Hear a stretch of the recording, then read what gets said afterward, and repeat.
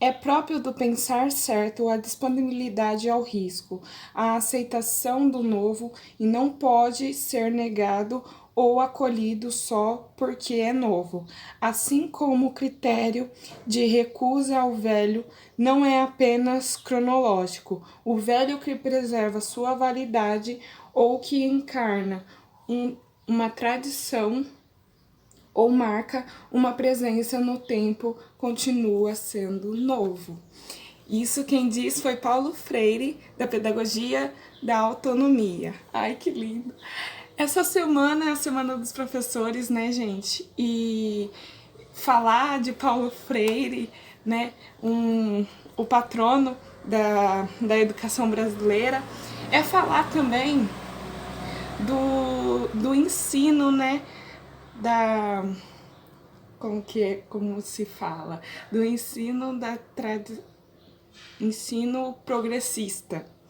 Mas é também lembrar que existe os mais variados tipos de pedagogia aí, né?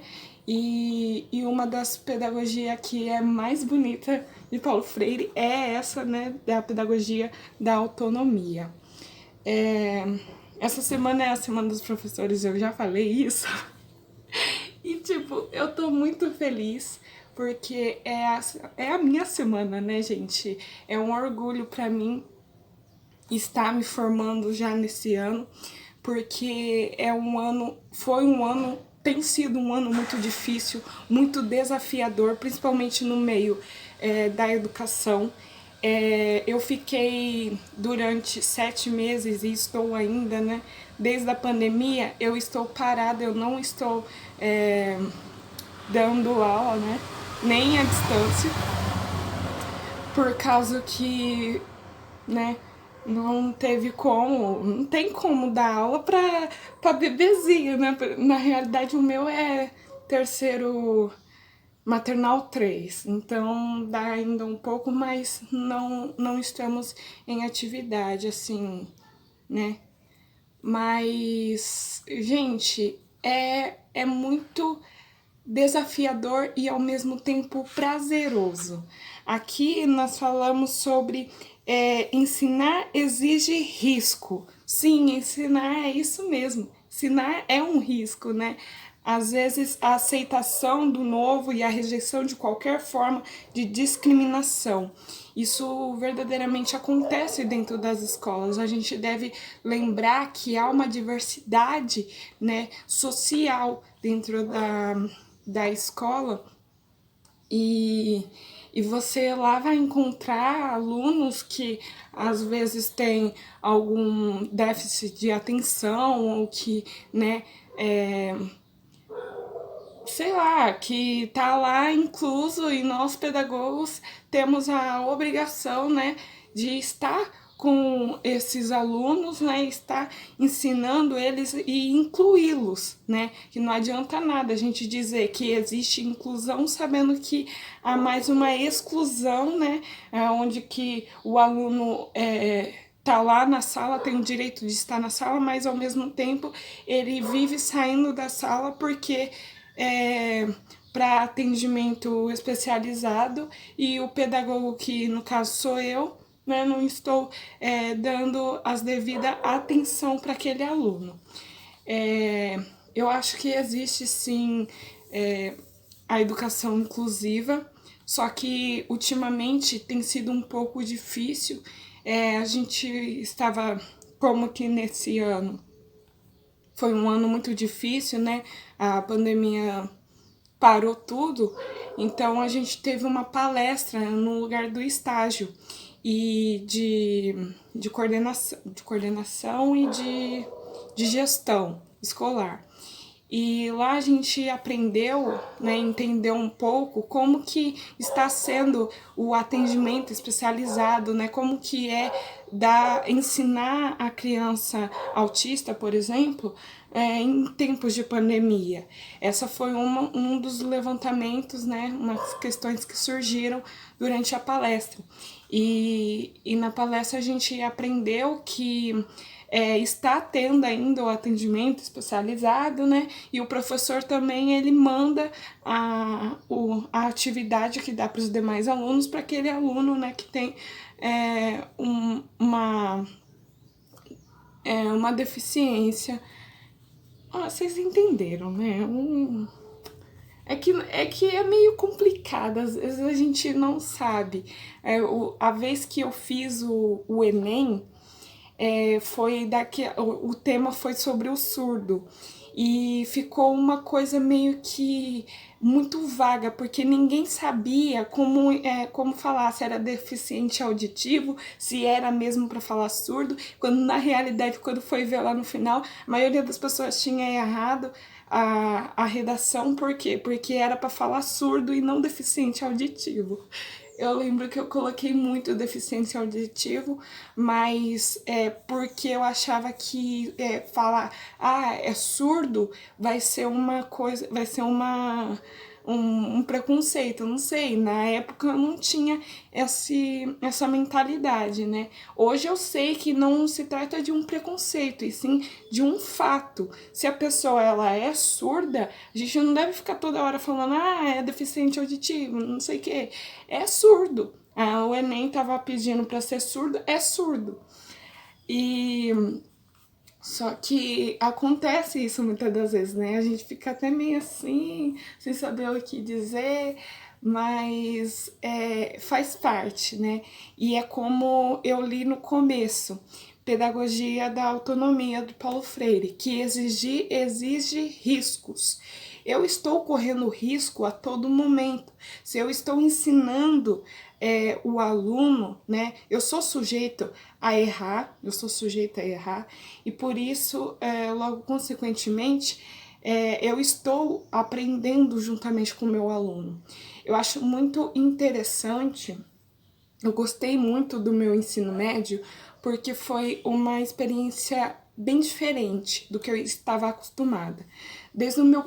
Desde quando eu entrei no ensino médio até eu concluir o ensino médio, eu estava em ensino integral.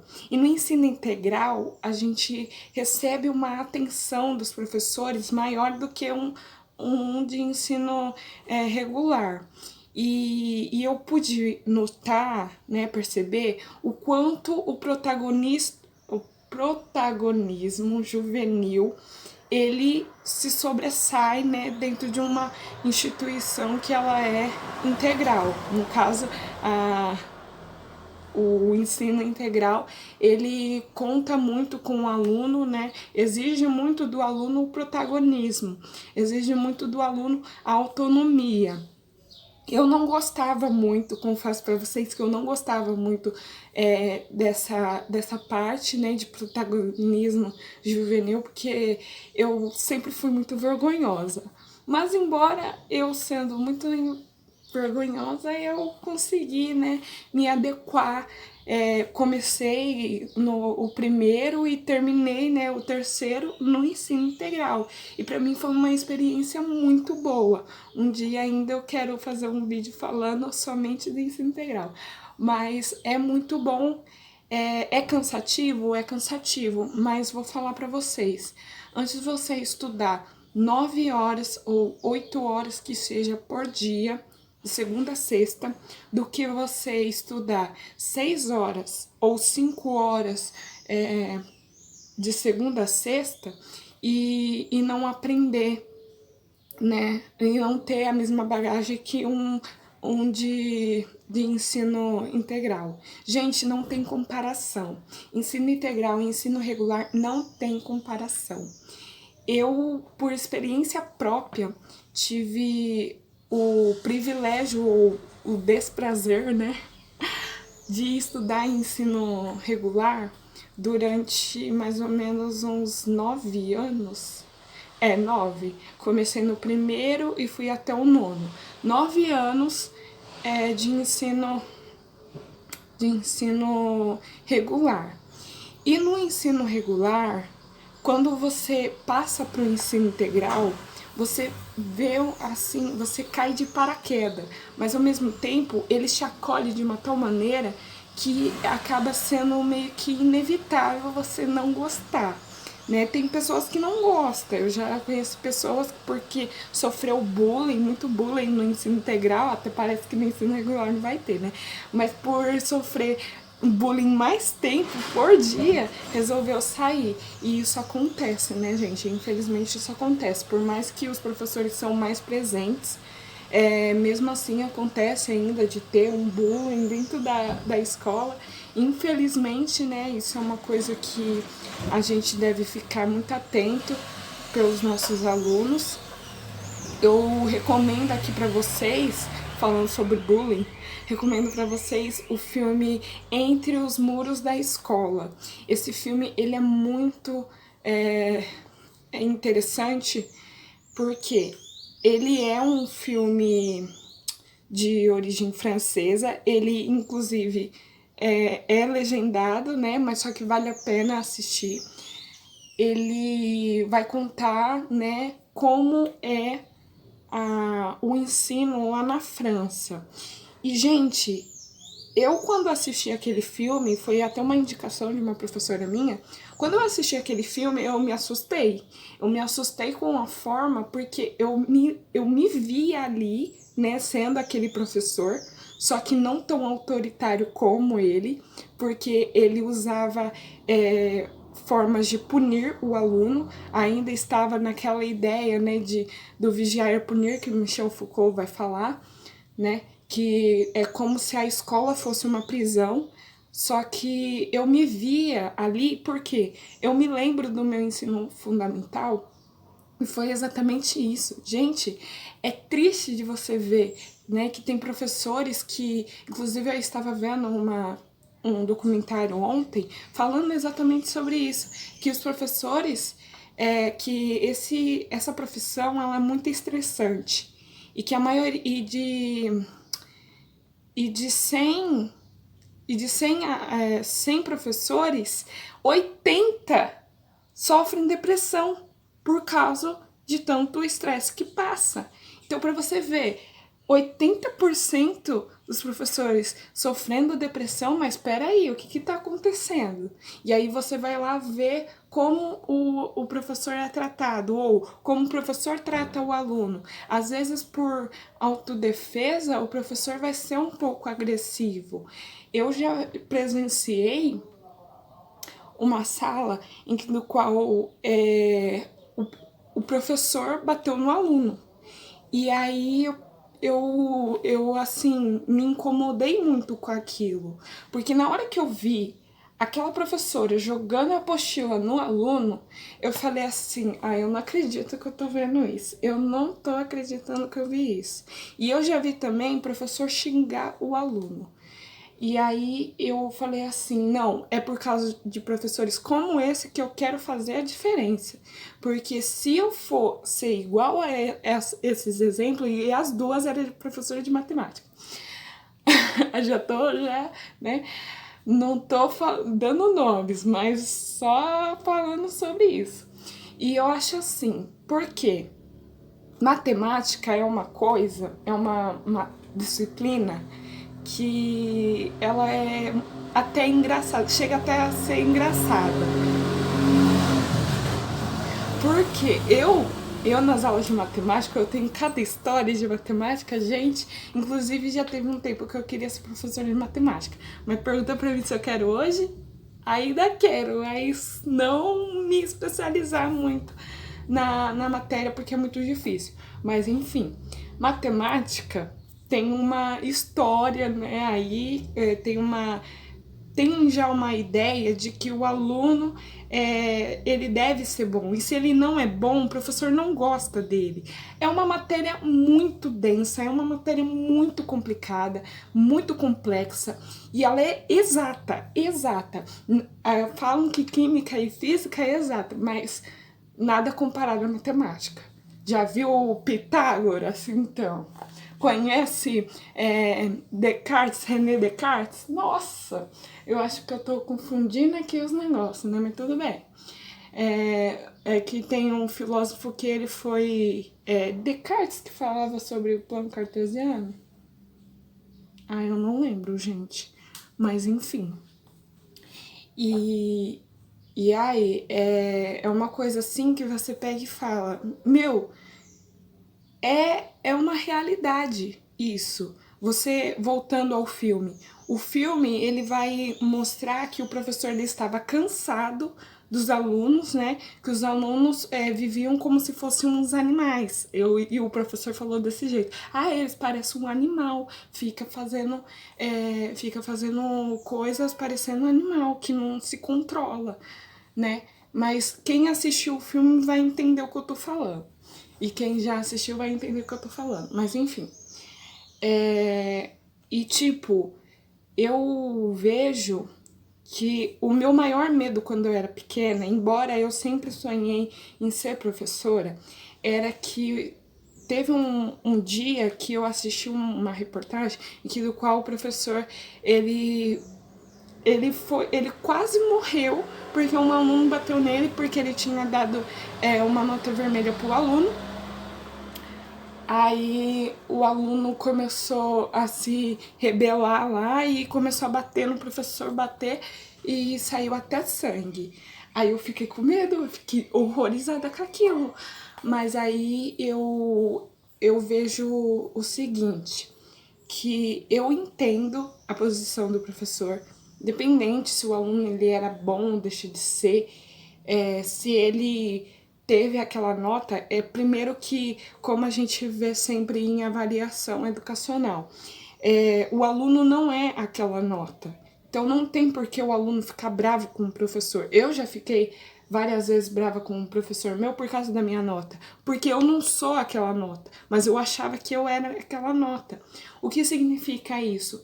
O sistema avaliatório dentro das escolas ainda se trata de uma coisa muito tradicional. E por causa disso, é muito difícil você conseguir avaliar alguém através desse sistema. Embora esse é o único sistema viável, né, para o nosso governo, é uma coisa que, né, é que nem tipo o Saresp. O Saresp eu acho assim uns abençoados. Por quê? Porque você vê uma coisa no primeiro ano, né? E quando chega na quarta série, você vai ter que, né, saber de tudo que você fez até agora sem você ter estudado. É claro que o professor ele te prepara para aquela prova. Só que não é tudo que vai cair, né, naquela prova. Eu mesmo não estudava para Saresp. Eu nem sei quando, até hoje eu não sei, não faço a menor ideia de quanto eu tirei no quarto e quando eu tirei no terceiro, porque ninguém me falou, né, que eu saí até da escola, né, obviamente. Mas enfim, gente, isso daí é muito sério e porque, embora tudo isso aconteça, né, no meio educacional, por que que eu falo que vale a pena, que é gratificante, que eu estou muito feliz e nesse ano é o meu ano de conclusão? Porque, embora tudo isso aconteça, vale muito a pena. Se não é eu ensinar os futuros advogados, os futuros médicos, os futuros engenheiros, quem que vai ensinar? Se não for eu, entendem? Vocês têm essa noção de que se não fosse um professor, se não fosse um mestre, se não fosse um pedagogo, ir lá ensinar o ser humano, não teríamos advogados, não teríamos engenheiros, não teríamos arquitetos, não teríamos nenhuma profissão. Por quê? Porque o professor é a base para um arquiteto, para um engenheiro, para um advogado, para um juiz, né? Vocês nunca vão ver um profissional de excelência, um médico, por exemplo, que não tenha um mentor, que não tenha um mestre, né? Então, às vezes a gente tem que parar para pensar um pouco e começar a rever os nossos conceitos. É muito estressante, ensinar exige riscos. E é um risco que eu quero correr, que eu não abro mão de correr. Porque se não é eu tentar, quem vai por mim? Né? Há tantas pessoas que desistem no meio do caminho, e isso tudo por quê? Porque não conseguem, porque não são firmes no propósito, que é de ensinar o aluno.